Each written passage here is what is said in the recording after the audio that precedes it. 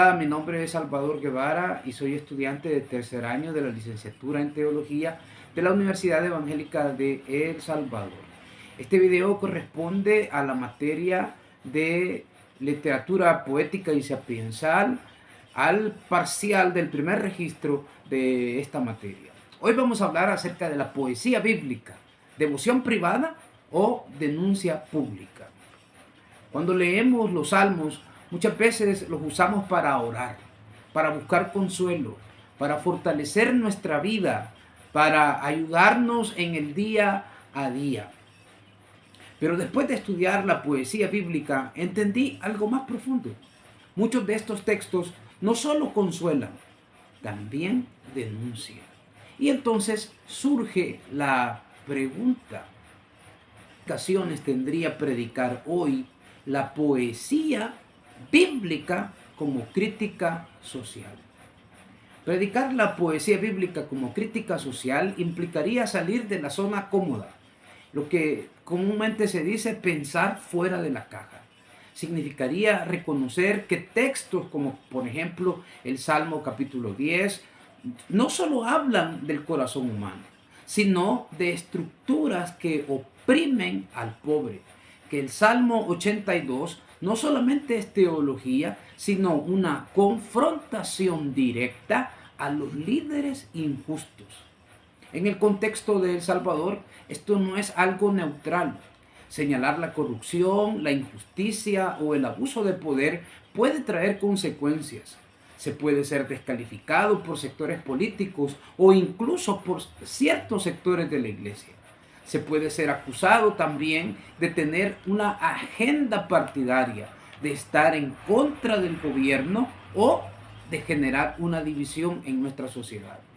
En los últimos años hemos visto cómo voces críticas en el ámbito social han enfrentado esta presión, ataques mediáticos e incluso procesos judiciales muy complejos. No estoy diciendo que predicar justicia sea una cosa ilegal, pero sí puede ser incómodo y costoso. Entonces, la pregunta es: ¿queremos nosotros como pastores, como líderes de fe, como líderes espirituales, queremos una fe que solamente consuele o una fe que también confronte? Predicar la poesía bíblica como denuncia no es un suicidio político, pero sí es asumir que el evangelio tiene implicaciones públicas y esto va a incomodar a ciertos sectores. La segunda pregunta que hay que desarrollar es esta: ¿estamos dispuestos a asumir esa dimensión pública de fe? Mi respuesta es un sí de manera categórica, porque la Biblia no presenta a un Dios indiferente. El Salmo 10, como ya mencioné, muestra a un Dios que escucha el clamor del oprimido. El Salmo 82 presenta un Dios que juzga a los gobernantes injustos. Y en el Salmo 68, versículos 5 y 6, describe a Dios como padre de huérfanos y defensor de viudas.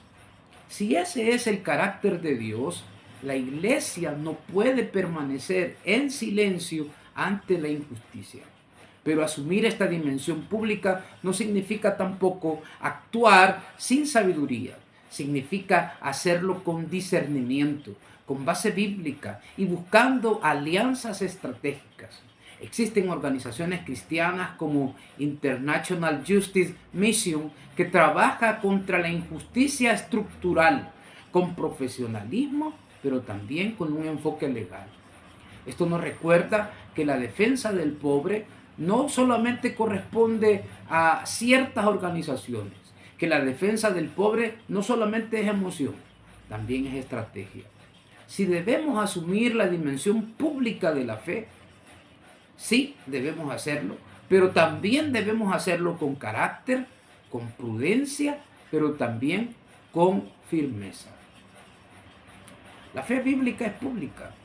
La poesía bíblica nos enseña que el dolor del pueblo importa, que la injusticia no es invisible ante Dios y que el poder humano es evaluado por el Señor. Predicar estos textos hoy no es opcional si queremos ser fieles a las Escrituras. La pregunta final no es si el mensaje incomoda. La pregunta final es si queremos ser fieles a Dios, al Dios que defiende al débil. Muchas gracias por ver este video. Nos vemos en la próxima. Que Dios les bendiga.